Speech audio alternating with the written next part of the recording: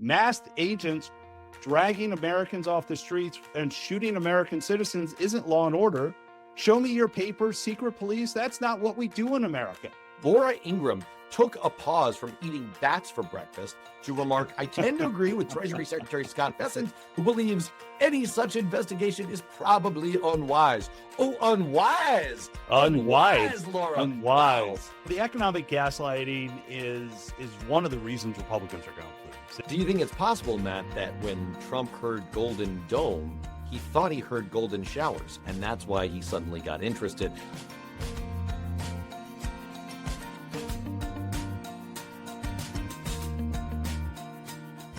Welcome to Political Rehab, smart politics without the hangover. I'm Matt. And I'm Matt. Today, the whole world squashes an attempted MAGA political retribution effort. The administration goes for yet another one against the media, economic gaslighting, a terrible situation in Iran, and an all-out war on Greenland. But let's start, as always, with our Trump dump.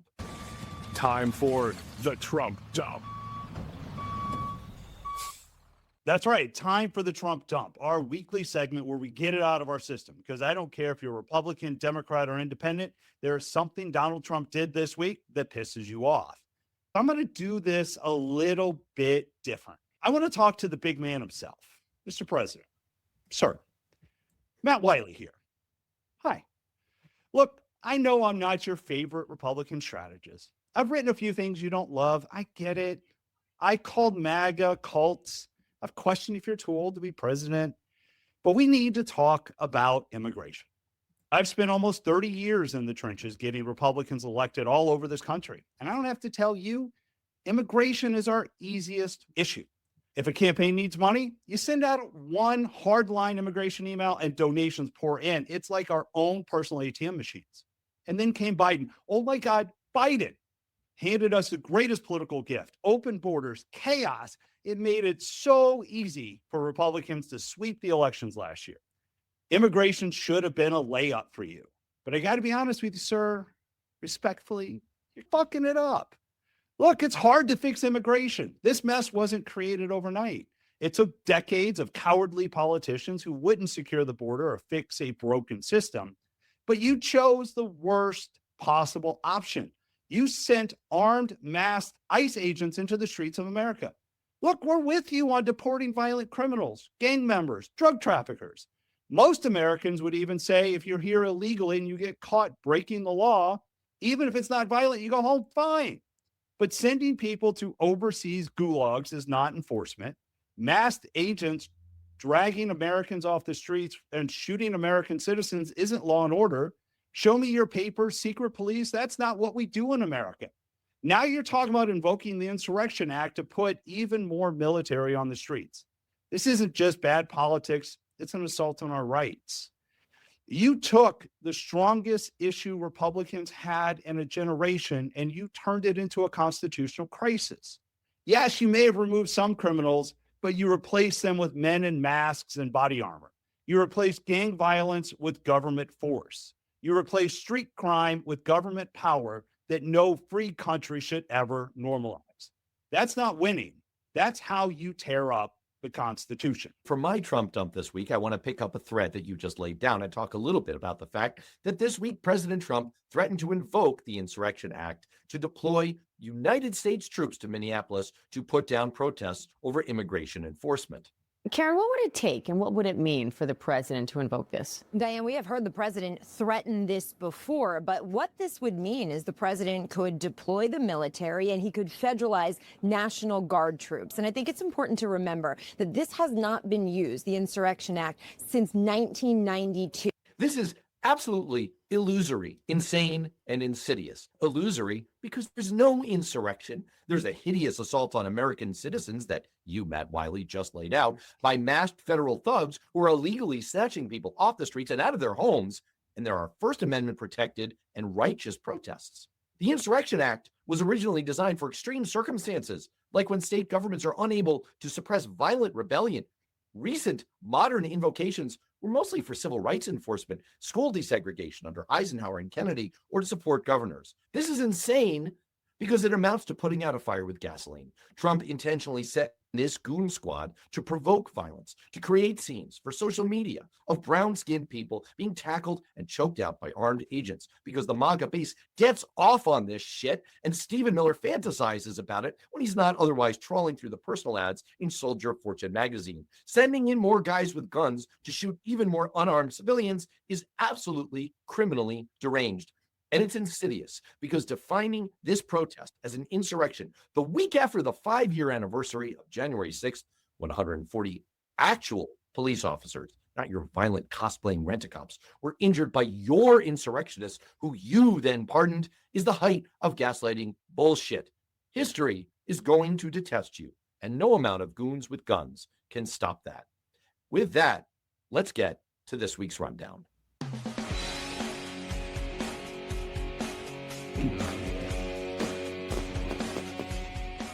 That went badly. The Trump administration's push to initiate a legal crusade against Federal Reserve Chair Jerome Powell reverberated across Washington and beyond. The markets were spooked. The US dollar weakened. Gold rallied. Deep criticism from a growing number of Republicans who essentially said, do not do this. Do not do this.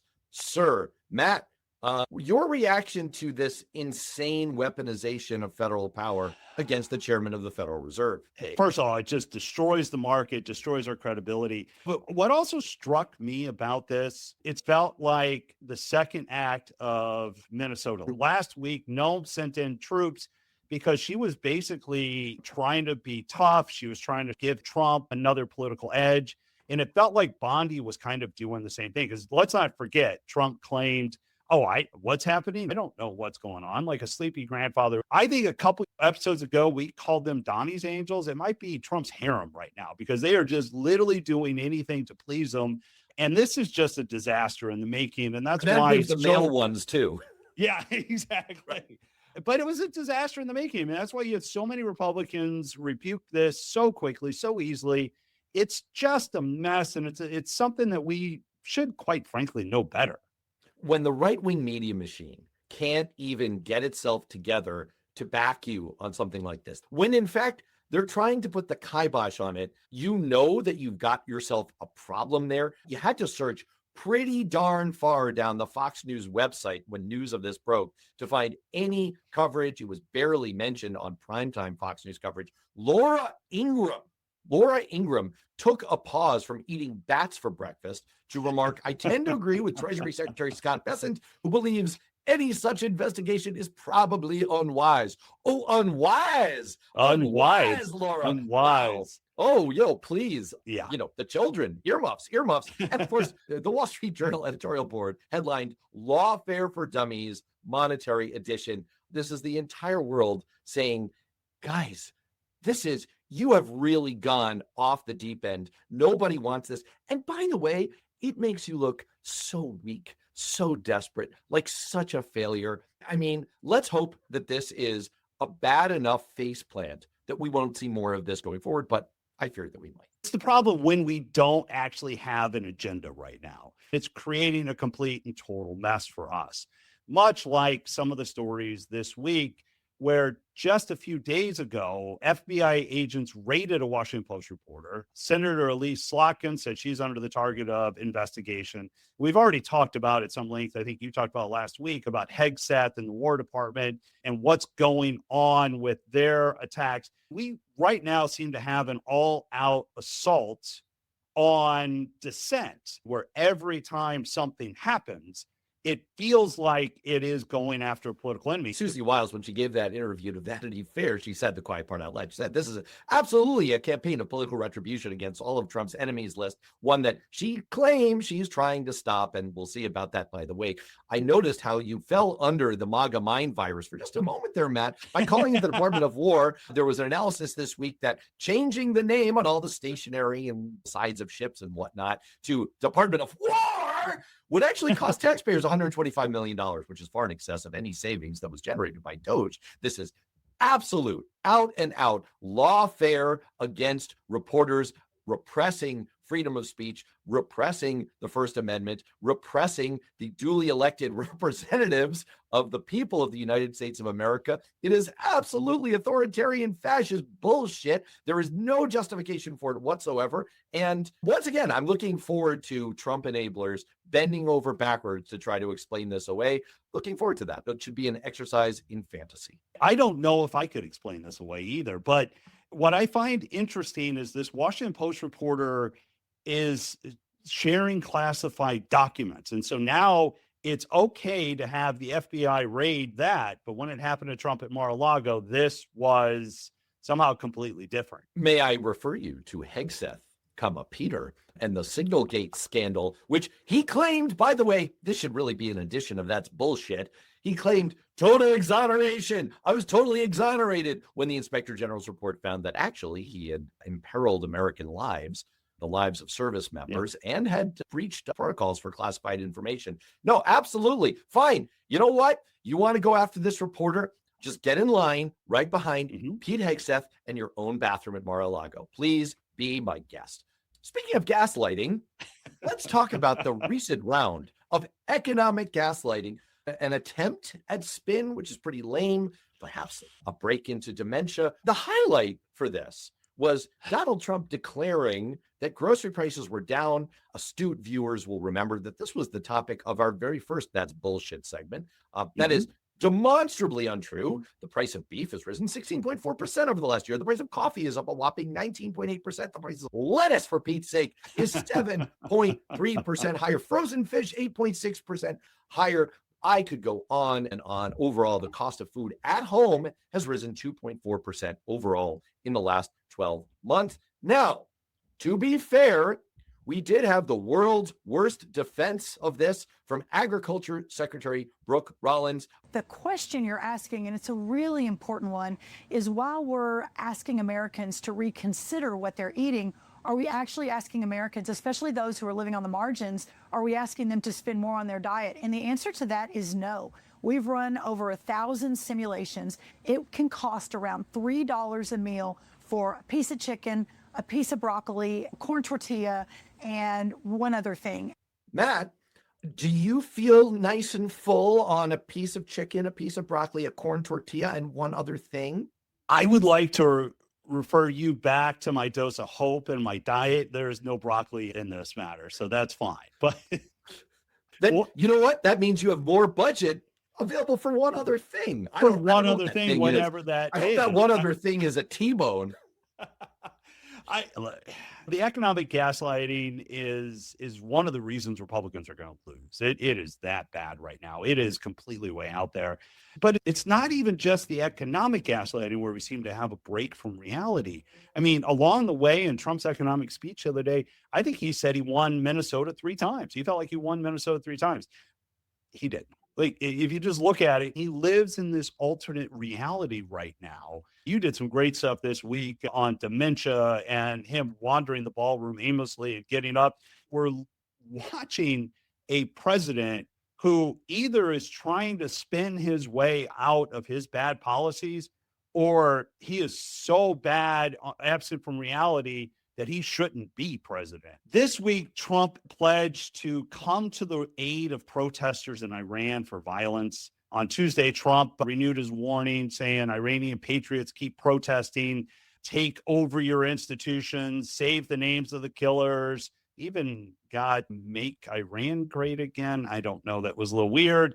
And then earlier this week, he actually said Iran's not killing people or not killing protesters anymore, but yet we're still pulling out non-essential people in the Middle East. It really does seem to me that we're reaching a point where Trump just wants to flex.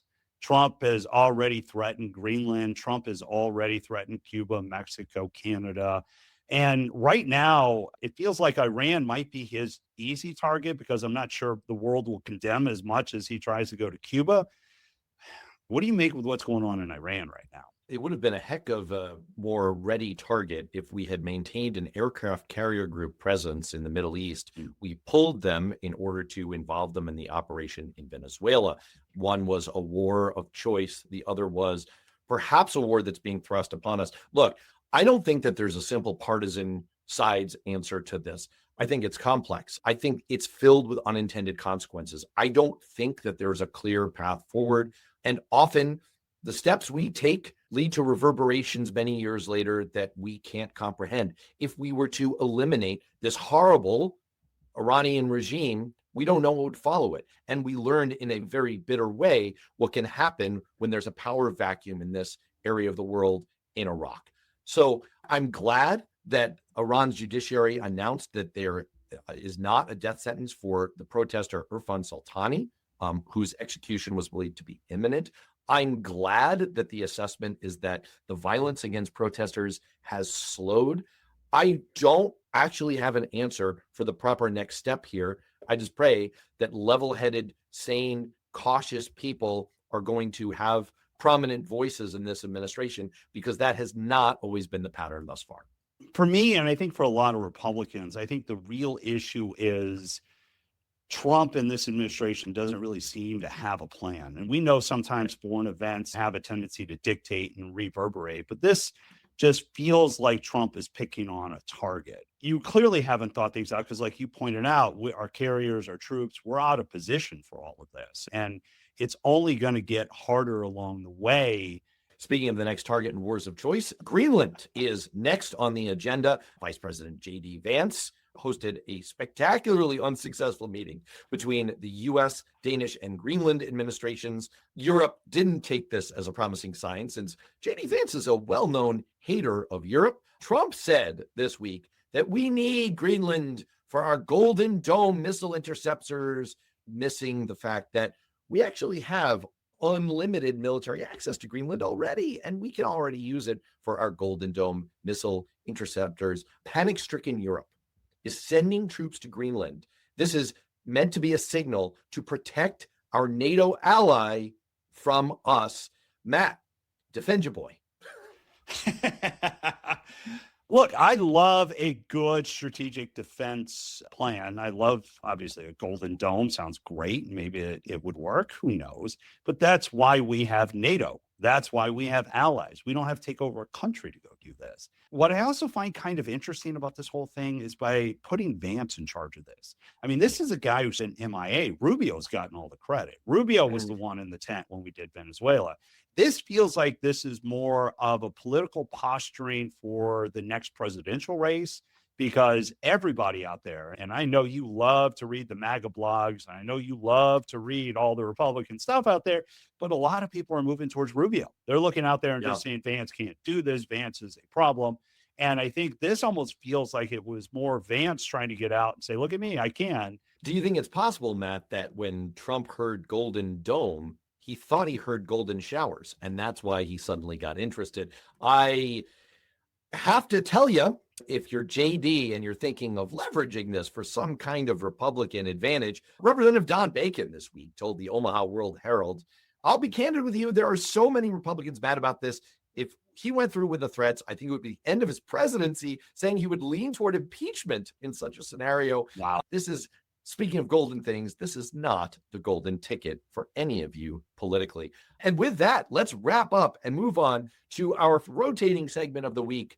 Good idea, bad idea. It's time for good idea or bad idea. First up, Joe Rogan, the mega podcaster. I guess that's the nicest thing I can call him. Not a fan necessarily, but he did have some things to say this week. People in the streets just roaming around, snatching people up, many of which turn out to actually be U.S. citizens that just don't have their papers on them. Are we really going to be the Gestapo? Where's your papers? Is that what we've come to? Matt Wylie, Joe Rogan's comments this week about the U.S. Gestapo. Good idea, bad idea. I think it's a good idea overall. He has a huge audience.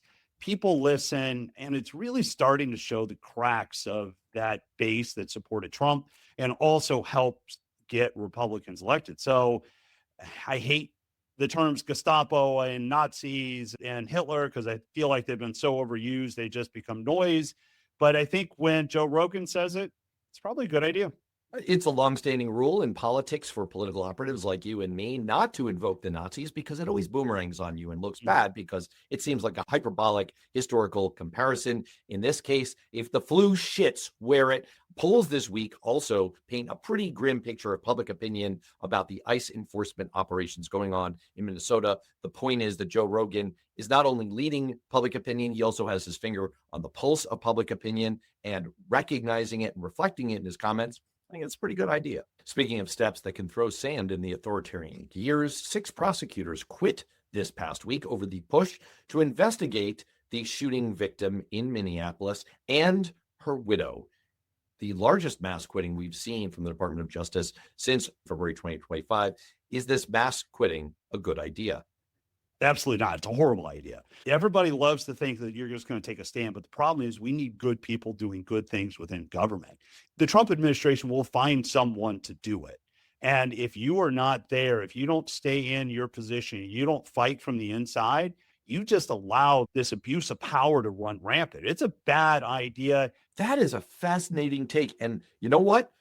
You're making me think about this a little bit because I really see where you're coming from. You do need good people to stay in place, lest worst ones, unqualified hacks, Lindsay Halligans, if you will, take over and do even worse things. My initial instinct was that this was a good idea because going along with a blatant bullshit cover your ass piece of fuckery is not something with which most people's moral compasses put up. Wow, that was a tangled but grammatically correct sentence.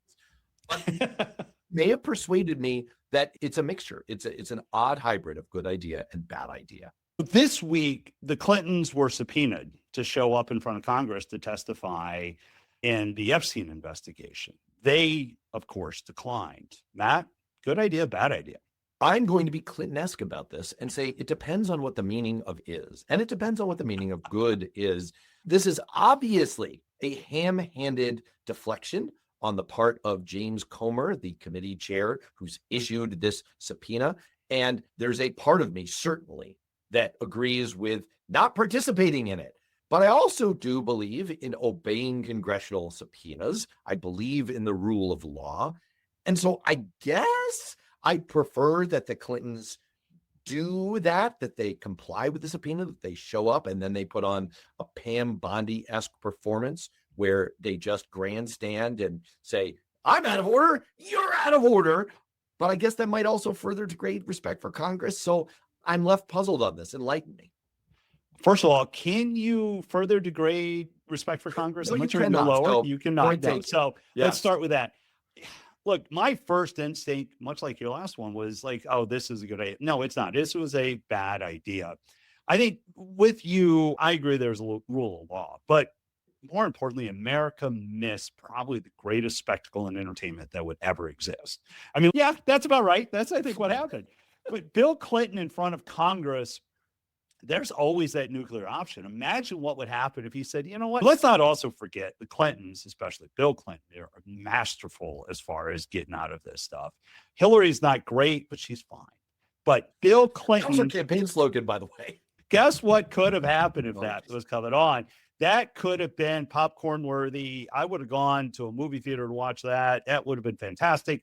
You've totally persuaded me, Wylie. I think for the entertainment value alone of seeing someone with the intellectual heft of Bill Clinton, who David Gergen, who had worked for 4 presidents across different parties, once told me privately that the smartest of them, believe it or not, was Richard Nixon, Bill Clinton, number 2. Wow. The prospect of seeing him run circles around James Comer, that absolutely buffoonish clod.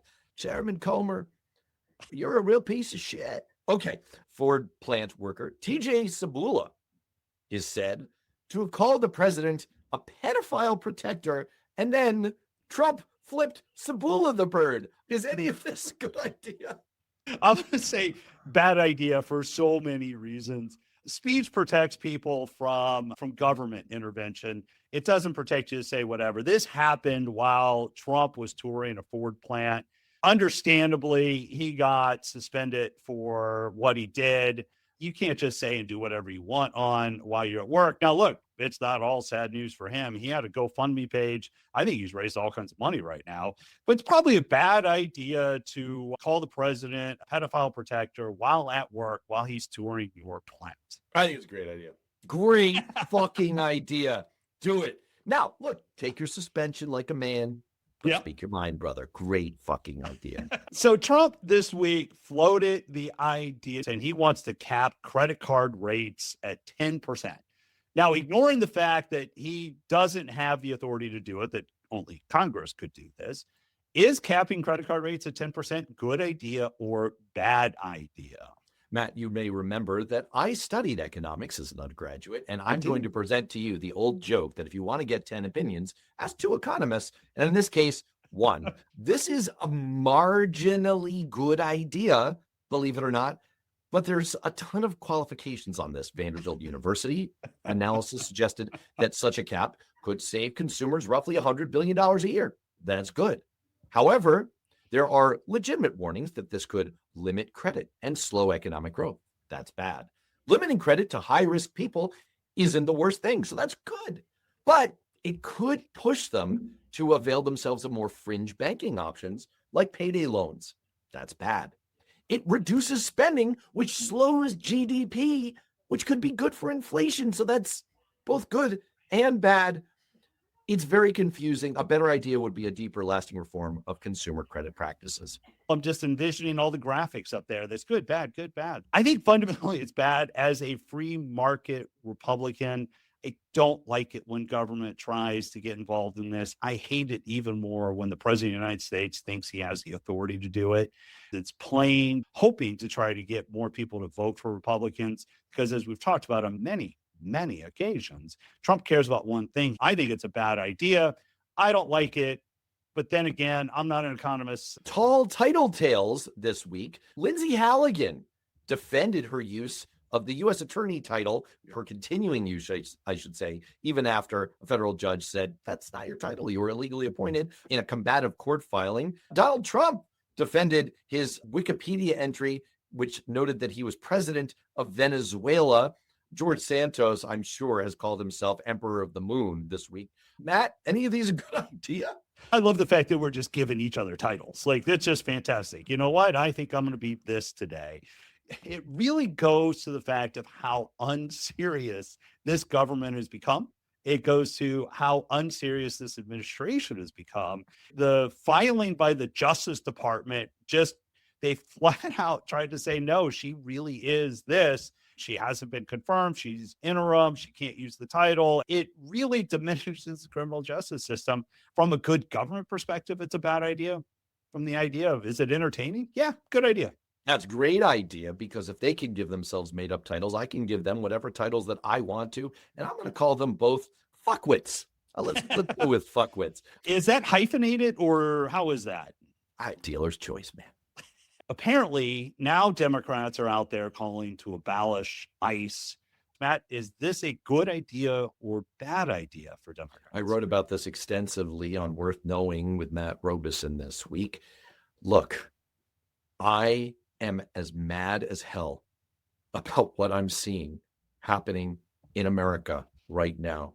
It's hard to get the image of Renee Good out of your head. It's hard to get the image, which I posted this week, of a woman sobbing after her door was broken down and her husband was dragged away by literal jackbooted government thugs.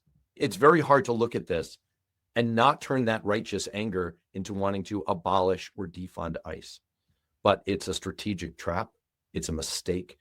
And there are more effective things that the coalition of the sane can do to slow down and stop this kind of abuse. I laid them all out in the article. I hope people will check it out. This is unfortunately a bad idea. First of all, that article is amazing, and everybody should check that out. Thank you. From a Republican perspective, I think this is the greatest idea you guys have come up with. Right, because you like the trap. That's exactly right. The only thing that can save Republicans from I this am disaster looking they've for anything that can help us out along the way.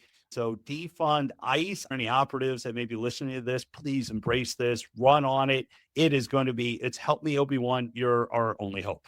Right. And you know what? I know you're being a little tongue-in-cheek about this, but seriously, I mean, this is truly, if you were on Truth Serum, the advice you would give to Democrats is just don't hand the opposition a cudgel to beat you with. All right, final one. Democrats getting kind of frisky, kind of optimistic this week. A high-profile Senate recruitment of Mary Peltola in Alaska, running for the U.S. Senate. Some signs that the shutdown kind of worked, and the elevation of the ACA subsidies to the top of the agenda is continuing to get some traction, get some movement on that issue, and some political results. Democrats getting kind of bullish. Is that a good idea? If you recall in our prediction segment, I said Democrats are going to win the Senate. Again, I don't want this, but I think this is the reality that as Republicans, we're all going to have to face. This recruitment in Alaska is a big deal. I mean, I've worked in Alaska. I know what this is. This is a Republican state. We view it as a Republican state. Dan Sullivan is not the strongest candidate. Democrats have a real shot. When you take a red state like Alaska and you turn it blue with a recruit like this, you should be bullish. And there's also North Carolina. I think Democrats are going to pick up North Carolina. Right now, you're picking up two seats that we shouldn't lose, but we're going to because we're being stupid. It's an old saw that hope is not a strategy, but to the extent that discouraging people, getting them to disconnect, disengage is part of the authoritarian playbook, hope is a strategy, and we should indulge in a little bit of it. That's it for our good idea, bad idea deep dive of the week. And with that, let's get to one of our favorite moments of the week. That's bullshit. Bullshit. Bullshit. Bullshit. Bullshit. A bullshit? Renee Nicole Good, a 37-year-old mother of three, shot and killed by ICE agent Jonathan Ross in Minneapolis. She was unarmed and was captured on video smiling at the ICE agents and telling them she wasn't mad at them. Moments before the shooting, within hours, they'd uncovered the truth. Renee Good, age 44, with a long, scary criminal rap sheet.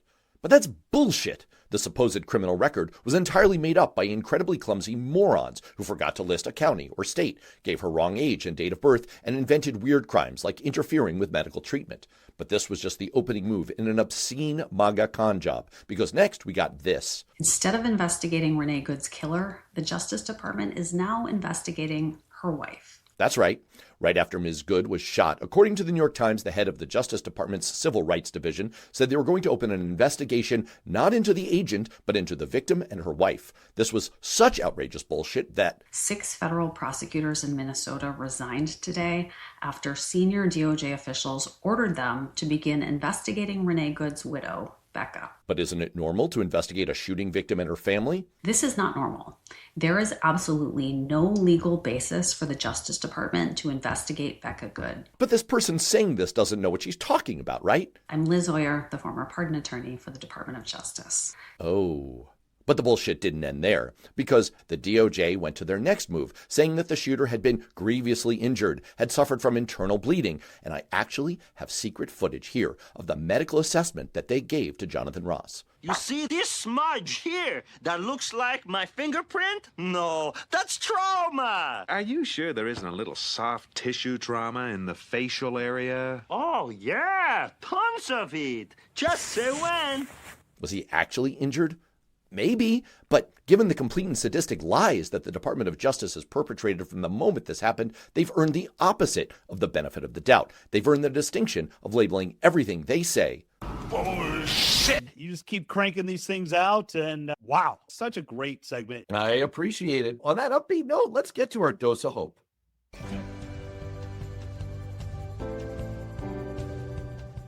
Trump's first year back in office. I think we all agree it's been a bit of a shit show. A lot has happened, a lot of very serious conversations about who we are as a country, what we stand for, how we show up in the world, and every day feels like a new crisis.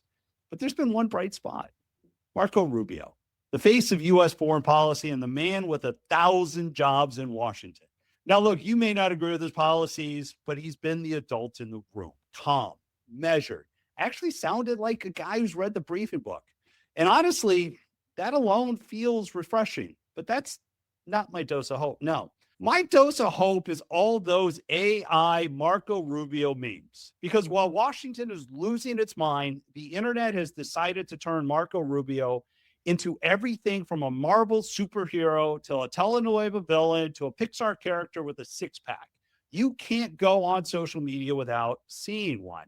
Even CBS News did a segment on this. And now AI memes have added to that portfolio, casting Secretary Rubio as the new governor of Minnesota, the new Shah of Iran, the prime minister of Greenland, the new manager of Manchester United, the head of Hilton Hotels, and highest of high honors of all, the new Michelin man. And that's why I still have faith in America, because no matter how dark things can sometimes feel, no matter how serious politics becomes, the internet always finds a way to show up and say, yeah, but what if we made them a cartoon?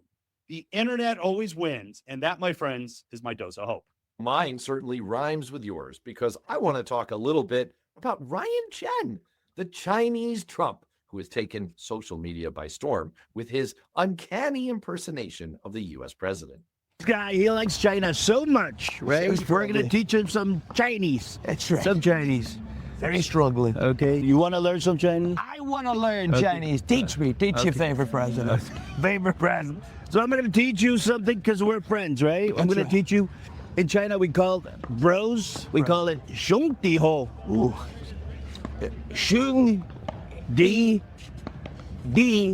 Ho. Oh, wow. Wow. Very thorough, very thorough. Now, I don't happen to believe that comedy or satire or mockery really changes a lot in the political world. In the 1980s, the character Loads of Money viciously mocked British Prime Minister Margaret Thatcher. Journalists began to refer to the loads of money mentality and the loads of money economy, and it didn't hurt her. It didn't hurt her one bit. As a matter of fact, Thatcher just adopted the meme and turned it to her advantage. We've seen it with James Austin Johnson on SNL. He's been absolutely killing it with his Trump impression for years.